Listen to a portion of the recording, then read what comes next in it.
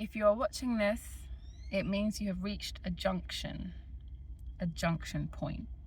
If many of you are drivers, you'll know that when you come to a junction on the road, it's usually a stopping point, a point where you have to stop either at a light or just at the junction itself and look left, look right, look left again, look right again, and then you slowly pull out, or you make your turn, or you choose which way to go in this junction. And the message I'm getting is, if this specific video is in front of you right now and you're watching it, no matter how you found it, whether you found me through my TikTok, Instagram, Facebook, on your For You page, on your YouTube channel, if you found it in a short, however you found it, and there's a bird tooting there for confirmation, it means that you are at a very specific junction point. And they were very specific, my guides, about the word junction. It wasn't just a stop sign or a roundabout or any other kind of travel metaphor. It was a junction. And that may mean something specific to you, whoever's watching this, the word junction. But what I'm getting from it is it's a point that you come to on your path, on your road, on your travels, where you stop, you pause, you look in both directions before making your next move. And I guess it's different to a holding space. A holding space I would see as like a car park, you know, if I'm gonna stick to the car metaphor. Maybe because I'm in a car right now, that's like bringing out the car metaphors. But I would see a holding space, which a lot of us have recently moved out of, as like a car park where you're parking up for the night, staying overnight at a hotel, and like maybe you're barricaded in, you want to leave but you can't, you're being held there, your car's got the clamp on it, you know, you're about to be towed, whatever, with this metaphor. But a junction is different to a holding space, and I know that might be a breath of fresh air for some of you who, like me, have been in a holding space for quite a while. I would say I've been like in my cocoon for a really long time, just in this dark enclosed space where all that I am, just like the caterpillar, has dissolved into spiritual goo so that I could be remolded, reformed, and break out of the cocoon when the time was right. And I do feel like I am out of the cocoon now. So for those of you resonating with this, you have been in the cocoon stage for the past several years. You have, because I know I attract a lot of different people, and some people have just awoken. And this isn't a message for you, I don't believe. This is for the people who've been, like me, in the cocoon for several years, like trekking through a dark night of the soul that they thought would last weeks to months, but ended up being like 2-3 years of being in this cocoon, feeling like all of you was just dying over and over again, just going through rebirth after rebirth after rebirth, just dissolving yourself, diving deeper and deeper and deeper into the layers of your being until you got down to the source, like down to that uncovering of your authentic self. And now, once you broke out of the cocoon, you started to follow the path that was before you, the path that was there set in front of you, a path that you had to choose to walk because, you know, you could have gone around, formed an elephant trail, formed a, you know, gone backwards, whichever way. It's always free will. The path that we are meant to walk is always set before us, but we have the choice for whether to walk it or not. And for those of you watching this, I believe that you have chosen, once you came out of the cocoon, to follow in blind faith the path set out before you. And you've come back to a junction point. And there, like at this junction point, I'm seeing, now I'm not in a car when I'm at this junction point. It's kind of like an intersection of like a crossroads. And there are different signposts pointing in different ways. And I have no idea where my guides are going with this, so please stick with me if this resonates to you. But I'm seeing myself choose stop. I'm stopping at this crossroads. I'm looking at all the different pathways in front of me. And instead of choosing a path, I'm literally seeing myself sit down where I am, cross my legs, and meditate. Because it is not yet clear to me which path I should take. And instead of winging it and just like going eeny, meeny, miny, mo, I'm literally seeing myself at this crossroads being like, I don't know which way to go. No path before me is yet clear. So I'm going to sit down, cross my legs, and meditate until the answer appears to me. And I'm seeing black crows. So this might be relevant to some of you as a sign of you may be seeing black crows.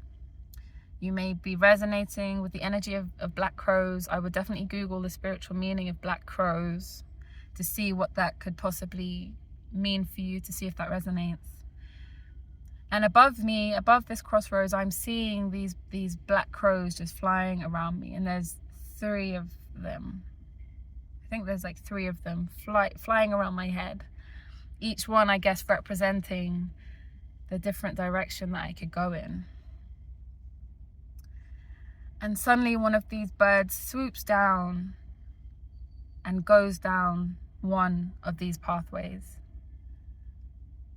And I take that as a sign to move down that specific pathway. So if you are seeing this message, it means that you have come to a junction point. You have come to a crossroads and you do not know which path to choose. And you may be losing yourself in frustration, in anger, in shame, guilt, blame. You may be getting lost in these emotions. Like, you may be throwing your arms up in the air. Like, Spirit, you've guided me this far. Why have you abandoned me? The message is you have not been abandoned. You have not been abandoned. It's just not yet time for you to see which path to take. And so in the meantime, whilst you are waiting for the path to be shown to you, you are being guided to have faith, to trust in the divine story that you yourself are the hero of. You are being reminded that you are the one who is the overall architect of your plan, of your life. Your soul blueprint is one of your design. Before we come down here into the physical form, before we enter the cycles of karma, we plan out each of our lives. We plan them out with signposts. We work with a team of spirit guides who are there to walk us through the plan and make sure that we stay on plan, helping us with signs, synchronicities, talking to us, guiding us, being with us, sending us love and healing, listening to our prayers. And at this point in time, the road before you is veiled for a reason. You are not yet supposed to know which path is for you. And so you are being asked not to contemplate, not to try and think your way out of this space, not to try and use logic or reasoning in this space, not to just be impulsive and randomly choose a path when you don't yet know that it's for you. You are being asked to sit in stillness and meditate. And this may be very hard for some of you to hear, because if you're like neurospicy like me and it's very difficult for you to sit cross-legged in silence, the answer I'm getting here is tough. Oh, that's so funny, because if we're not willing to do hard things, if we're not willing to bring discipline into our lives, if we're not willing to sit in an uncomfortable position, physically, emotionally, spiritually, if we are not willing to do the hard thing, if we are not willing to sit back and wait and release control and sit in stillness, then the path is not going to be shown to us. This is a junction point where until you are ready to walk the path of your design, you will be held here. And it's like, it may be really hard to hear. It may be, and I'm really sorry to have to be the one to deliver this message. And please check in with yourself. Like, check in. Does this resonate with your heart space? Is your immediate reaction to be like, nah, this isn't for me? Like, I'm about that soft life, love and light. not even sometimes, often on this spiritual path, hard things are asked of us. And up until this point, you have done the hard things. You wouldn't be here watching this video, you wouldn't be at this junction point if you had not dived into yourself, uncovered your shadow, incorporated and integrated your inner child, loved yourself, let go of what's no longer serving you, cut off toxic energies and left people behind, maybe even left your home country behind, like me. I'm currently in Guatemala. You've done some really hard things. And yet, right now, what is required of you is the discipline to be still, to wait, to listen, and watch for signs. You are being tested. You are being tested. Can you sit still? Can you be still?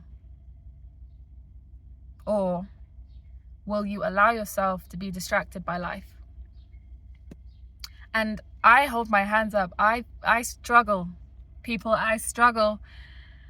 Although I don't want to use this as a spell over myself. I don't want to spell this into existence. So what I will say is, in the past, I have at times struggled to sit still and meditate. But recently, I did a 3-day silent meditation retreat at a place called Karuna in Lake Atitlan, where I'm living. And it was the most incredible 3 days of my existence so far. And that's a big statement, I know. But it gave me the time and space to sit without my phone. I left my phone at home and I went to the retreat without it. I had nothing that would tell me the time. They rang a bell every time there was a lesson or meditation or to wake up in the morning. I didn't have to check for time. I was outside of time. And I slept like a baby as well. Like, I'm someone that struggles with sleep, and I slept like a baby. But I put myself through 3 days cold turkey of no phones, no communication with the outside world, no communication at all. It's a silent retreat. No eye contact with anybody, nothing. I went from social media addict to silent retreat. I did something hard. I did something tough. I had to sit with myself. We did 3 separate 1-hour silent meditations every day, as well as yoga sessions, tea ceremonies, and listening to lectures on, Buddhism. And, sitting still for that period of time, all day, every day, difficult. Being in silence, difficult. Not making eye contact with anybody, not being open to conversation with anybody, difficult. There was a cat living with me in my cabin. Couldn't even be like, "Hi little baby, why?" Nothing. Had to just stare at that cat and telepathically tell it how amazingly gorgeous it was. Difficult. Had to eat the food that was given to me. Had no choice in the matter. Difficult. When you put yourself into hard, if you choose to do the hard things, if you choose to bring discipline, because I know a lot of your journey, if you're watching this, will probably, like myself, because I'm attracting who I am to my channel, my journey has been very much about lessening the grip of the masculine and diving and embracing and embodying my feminine. And I have done that. And now I'm being gently guided to balance myself by reconnecting with my masculine. It's like a pendulum swing, right? Society made us too masculine, so masculine that we struggled, fell into illness, fell out of natural cycles, just fell into depression, anxiety, all of that, trying to do too much. To massive part of my spiritual journey being swinging back into the feminine, learning how to receive, learning how to simply be, how to be gentle with myself, how to love myself, how to embody my sensuality, how to relax. Such a big one, how to relax. And now I'm gently being guided and reminded that life is about balance. And when you go too far one way, then in order to balance that out, you do need to swing that far the other way. And then you can bring your pendulum into a balanced state. And there'll be times when you need to dive into those masculine, feminine. But you can, for example, balance the masculine and the feminine by sitting in silence, cross-legged for 10 minutes, setting a timer, 10 minutes, and then bringing that Shakti essence back in through singing. So you finish a 10-minute meditation, your meditation timer goes off on your app, and boom, okay, timer's gone off. That was 10 minutes of silence. Now it's going to be 10 minutes of singing. Timer goes off. Okay, now it's going to be 10 minutes of dancing. And in 30 minutes, you will have sat in silence, sang, and danced. Just from setting a timer and choosing to dedicate 30 minutes of your time to your inner reflection. The meditation, the silent meditation, is to calm your mind. The singing meditation is to calm your heart. And the dancing meditation is to calm your physical being, to allow yourself to release energy that may have been stored up, pent up. And so this is my recommendation to you. Do not try to push forward right now, because you will not get anywhere. If you try to choose a path without waiting for the signs and signals, you will end up going the wrong way and having to retrace your steps, and you will be elongating your journey. You are being guided to sit in stillness and silence for at least 10 minutes a day, to sing for at least 10 minutes a day, even if it's just a humming or a chanting, or you can just say Om for 10 minutes, some form of vocalization that, especially humming, will relax your nervous system, and you'll feel the vibrations of it in your heart space, and you'll be releasing. And then 10 minutes of dance and movement, even if it's just two-stepping from side to side. Moving, ladies, if you move your hips, just like swaying your hips from side to side, you store so much in your hips, generational trauma and the like. These 3 things every day, if you can bring that discipline and self-love, like that, doing hard things is a form of self-love, like getting up a little bit earlier so that you can give yourself half an hour of this practice, or before bed, you're tired but you're gonna sit in stillness for 10 minutes, and maybe in the mornings you just do the dance and singing, but in the evenings you do silent meditation.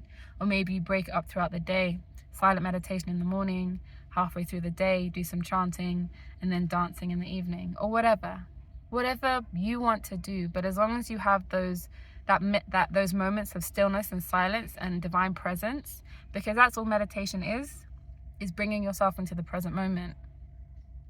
And don't worry, do not judge yourself. I still sit for 10 minutes in the morning and my mind spins. Is thinking about all the lists and the things I got to do that day. And then when you recognize what you're doing, you just bring it back into the heart space. Just deep breath, recognize the fact that your mind was spinning, and bring your consciousness back into your body, back into your heart space. And even if you spend the whole 10 minutes with your mind spinning, doesn't matter, because at least you will have done the hard thing, and you should be proud of that. And once you have started to do the hard thing and applied this discipline to your day-to-day life, you will begin to see changes. You'll begin to see changes in your day-to-day life. I'm hearing this very strongly. You'll begin to see changes in your external reality. You'll begin to sense a difference in your own being, in the presence of your own being, and in your physical form, your physical body. I'm really getting that they're coming through very fast right now. You will begin to see ailments and pains that you've been dealing with for a long time leave. You'll begin to see things that you've been dealing with in the mental space leave. You'll begin to see external problems that you were facing resolve themselves. You'll begin to see challenges that you were anticipating never come to pass. And then once you begin to incorporate this, and have incorporated this, I'm getting a month. I don't know why, but 30 days just came through. Once you've incorporated this into your daily routine for 30 days, that is when the crow will come. That is when the crow will come and show you the way forward. So I know that's not a message many people want to hear. But if you're seeing this message and you're resonating with it, then it is for you. And I appreciate that. My energy is very specific, and if this doesn't resonate with you and you don't want to do this, first of all, I will ask you why. Is it because you're avoiding wanting to do something hard, or is it because it genuinely isn't like your own guides, your own intuition is telling you that this message is not for you, like please delve into that, because a lot of the time we'll be, oh, it's not for me, but it's a defense mechanism. It's a inner child stomping their feet and saying, I don't want to sit in silence every day. I don't want to do this for 30 days. I don't want to bring in a masculine presence. I'm so feminine. I'm so Shakti right now. I don't want to be Shiva. Like, that's defensiveness, and that defensiveness is a highlighting and internal resistance to something that you are being guided to do for your greatest good. And I myself feel very resistant, because I'm honestly, I'm so like you. I really don't like sitting in stillness and meditation and silence. Like, I think that it's such a masculine practice, and that the feminine is more flowy, but that's why you've got to combine the both of them. Bring literally 10 minutes of silence, set a timer, and then 10 minutes of singing and 10 minutes of dance. If you want, you can even combine the singing and dance and do like a 20-minute session where you put on your favorite songs, sing along and dance at the same time. Like, whatever feels right to you, but I'm really getting this like 30 minutes every day for 30 days, and you'll begin to see profound change in your life. And I'm going to be taking this advice as well. So if you want to join me, like, we could do this as a challenge. Like, let me know. I could set up like a Facebook group, and we could do a 30-day challenge of meditation every day, and I could do like a live stream or something. Like, let me know, and I could maybe set that up, and I might start doing it anyway. Just start going live on like TikTok or Instagram every morning, sharing my morning practice, and you guys can follow along and join me. So let me know if that would be something that interests you, because I do find that when I'm doing something in a group and I have people to hold me accountable, then I'm a lot more likely to complete this process. And I don't know about you, but I want the path to show itself to me. I'm ready for the next step. And I want to be able to, like, not prove, like prove's not the right word, but I want to be able to follow this discipline for 30 days to kind of prove that I can, but also to show my guides that I'm dedicated to whatever is on the other side of this. I'm dedicated to receiving insights. I'm dedicated to my spiritual growth and my path, and I'm ready to level up. I'm ready to level up. And if you're ready to level up, then let's do this together. I'm so excited. Okay, I will leave you for now to digest, maybe meditate on this message, see if it is for you. Let me know down below in the comments if you'd be interested in joining me for a 30-day challenge. And yeah, that might be something that I work on. So yeah, stay tuned for that. But for now, I hope you guys have an amazing day. Stay centered into your heart space and know that you are loved. All right, take care.